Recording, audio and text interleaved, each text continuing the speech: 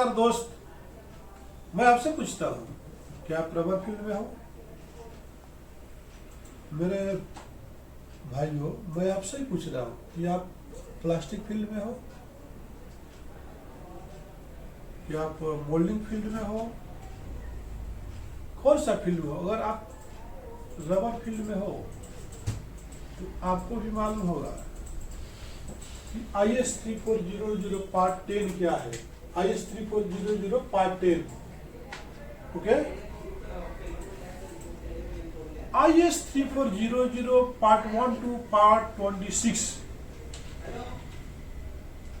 ये डिफाइन करता है मेथड ऑफ टेस्टिंग। जैसे ब्रिटिश स्टैंडर्ड जो है BS स्टैंडर्ड बोला जाता है, उसमें ASTM बोला जाता है, अमेरिकन टेस्ट मेथड सिस्टम। तो आज से कई हजार साल पहले इंडियन का कोई स्टैंडर्ड ही नहीं था। लोग गांव में गाय भैंस रखते थे, दूध दही खा के मस्त रहते थे, उनका कुछ जरूरत ही नहीं था, अपने से कॉटन का कपड़े बुन करके पहन लेते थे। और पूर्व पाषाण काल में तो आपने देखा होगा कि लोग पत्ते का ही अपना बर्तन ढक लेते थे। और खाने पीने के जो चीजें थी वो जो पेपर में ही खा लेते थे, केला का पत्ता में खाते थे, नहीं तो अपने से वो नीम का पेड़ का वो रहता है कील, उसको पत्ती को गूंथ करके प्लेट बना लेते थे।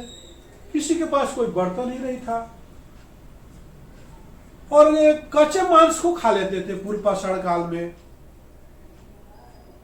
तो पूर्व ऐसे खाते खाते लोग जो वनमानुष के नाम से जाने जाते हैं, वनमानुष का इंग्लिश में आप लोग जानते हो क्या बोलते हैं? तो क्या हुआ कि जैसे बैम्बू था, बैम्बू का झाड़ था, तो उस बैम्बू में आपस में बैम्बू जो ऐसे ऐसे टकरा कर, समर का सीजन है, ऐसे ऐसे टकराने लगा गर्मी का दिन में, उसमें विस्फोट होने से आग पैदा हो गया। आग पैदा हुआ तो पूरा जंगलों में आग लग गई। अब जो जीव जंतु सब उसमें झुलस गए, मर गए। तो वो लोग कुछ खाया तो उन लोगों को लगा कि ये बहुत टेस्टी है यार, ये तो बहुत टेस्टी है।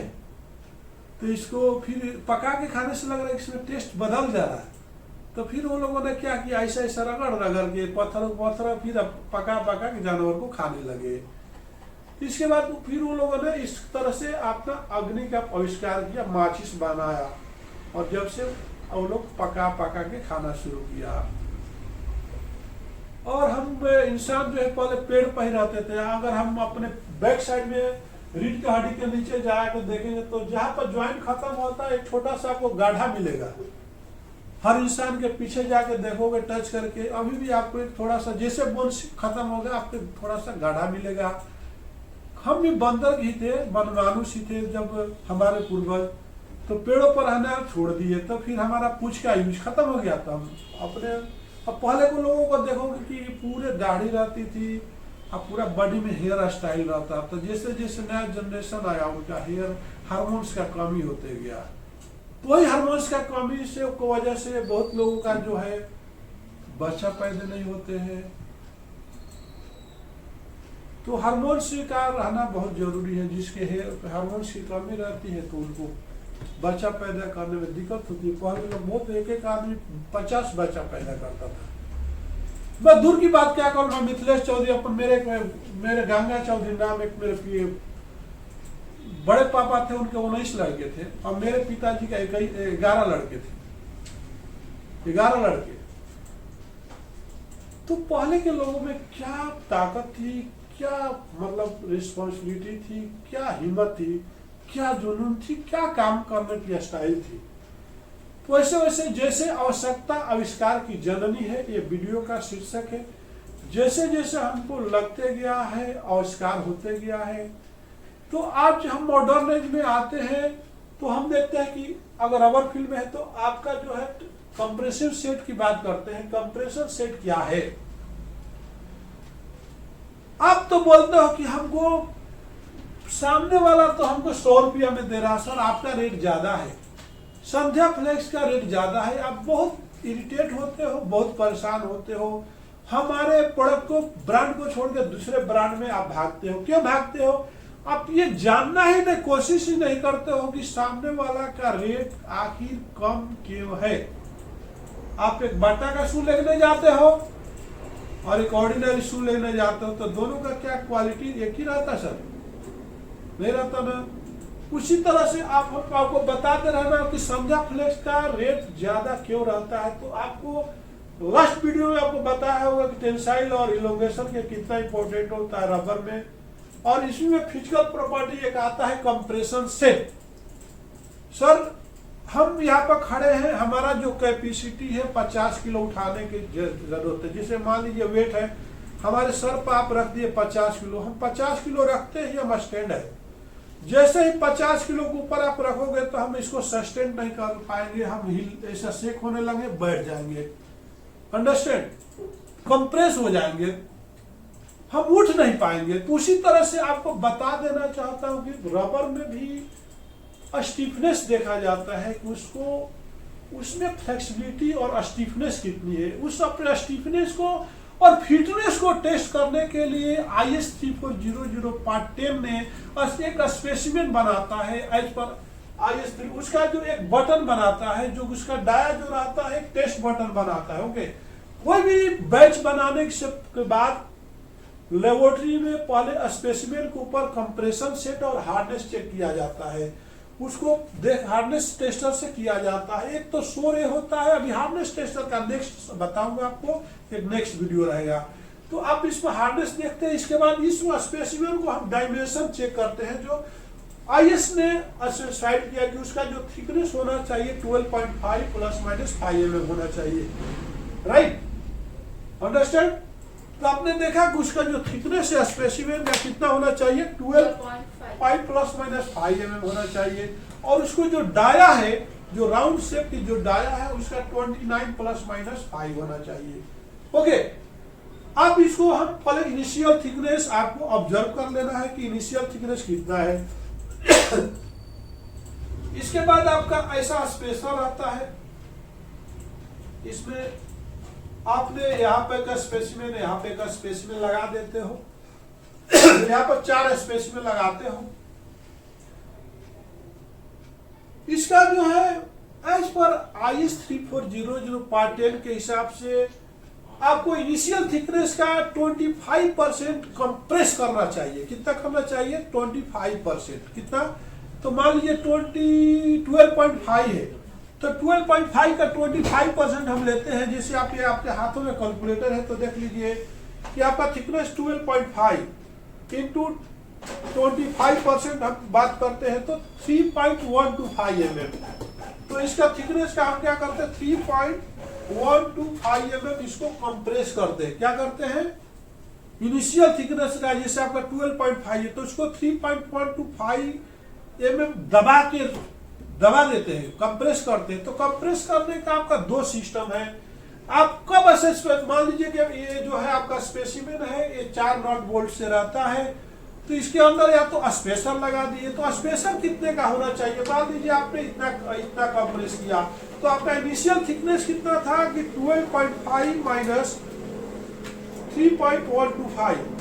आप या तो एक स्पेसर बना दिए, लोहे का स्पेसर बना लीजिए इस थिकनेस का 9.375, इतना mm का आप स्पेसर बना लीजिए, छोटा छोटा गोल गोल 4 डाल दीजिए, तो फिर आप टाइप करते जाइए, टाइप करते जाइए, तो उसका ऑटोमेटिक आपका थिकनेस मालूम हो जाएगा।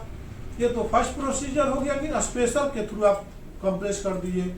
अगर आप स्पेसर के थ्रू नहीं जाना चाहते हो तो आपको क्या करना होगा, जैसे कि हमको फिर वर्नियर से आप उसको गैप को मेंटेन कर लीजिए, जो दोनों के बीच में, इसका इसके बीच में जो गैप है, जो सैंडविच के अंदर जो गैप है, उसको मेजर कीजिए।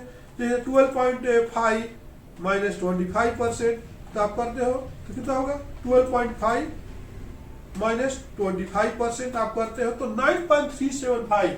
अगर आपके पास स्पेसर की फैसिलिटी नहीं है तो आपको क्या करना होगा, वर्नियर लगा के इसको टाइट करते जाइए और वर्नियर से चेक करिए कि जब तक वो 9.37 आपको थिकनेस नहीं मिल जाता है सराउंडिंग चारों तरफ, तब तक उसको दबाते रहिए, टाइट करते रहिए। तो आपने 12.5 तो इनिशियल था और उसको आपने कंप्रेस कर दिया 3.125 mm, तो आपको 9.375 आपको मिलना चाहिए।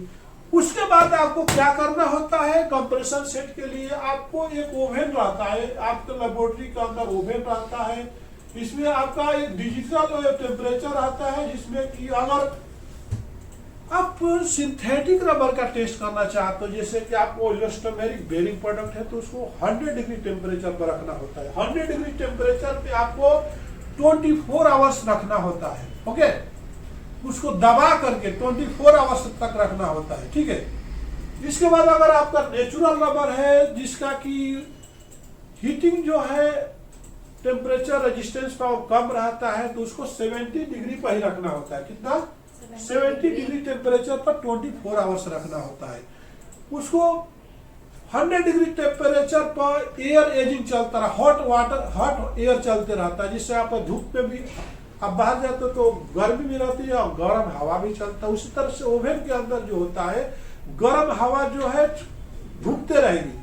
कब तक? 24 आवर्स तक, प्लस माइनस 2 आवर्स। तो 24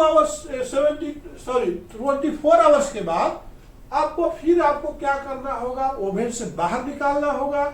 बाहर निकाल करके आप वुडन टेबल पर रखिए, और जो आपका जो लेबोरेटरी का टेम्परेचर जो होता है 27 डिग्री टेम्परेचर होता है, तो लेबोरेटरी के टेम्परेचर तक आने तक आधे घंटा वेट कीजिए। फिर आपको उसको क्या करना होता है, जैसे आपने दबा के तरह 12.5 था, अब दबाने के बाद वो रिगेन कितना किया, रिकवर कितना किया, जैसे कि आपने तो दबा दिया था 3.125, करेक्ट, अंडरस्टैंड। अब वो कितना रिकवर किया, तो हमको क्या लेना पड़ता है, जब हम कैलकुलेशन करके initial thickness minus recover thickness divided by compressed thickness, जैसे कंप्रेसेड थिकनेस आपका था 3.125 इंटू 100, तो परसेंटेज ऑफ कंप्रेशन सेट आपको मिल जाता है। तो मेरे दोस्त, आप क्या किसी से मटेरियल परचेज करते हो तो क्या उससे पूछा है? आप तो केवल सर, मेरे दोस्त, मेरे इंडिविजुअल, मेरे क्लाइंट, मेरे भगवान, आप तो केवल रेट के पीछे भागते हो, लेकिन उसकी प्रॉपर्टी के, उसके लाइफ के पीछे नहीं भागते हो। आज इंडिया का जो टेम्परेचर है 70, आपका जो समर सीजन में है वो जो है आपको 48 डिग्री तक पहुंच जाता है, और विंटर सीजन में आपको 10 डिग्री तक रहता है। और आपको जैसे ही नॉर्थ में जाओगे तो वहां पे माइनस में भी जाने का चांस रहता है। ओके, तो जैसे जैसे जैसे उसका लाइफ होता है, अगर उसमें आपका जो पॉलीमर परसेंटेज कम रहेगा, जिससे उसका प्रॉपर्टी अच्छी नहीं रहेगी, तो आपको वो दबे रह जाएगा। तो वही रीजन होता है, जबकि आप किसी से होज पाइप लेते हो या इलास्टोमेरिक बेरिंग लेते हो, तो आपको how to give the low price, क्योंकि वहां पर उसका कंप्रेशन सेट सही नहीं है।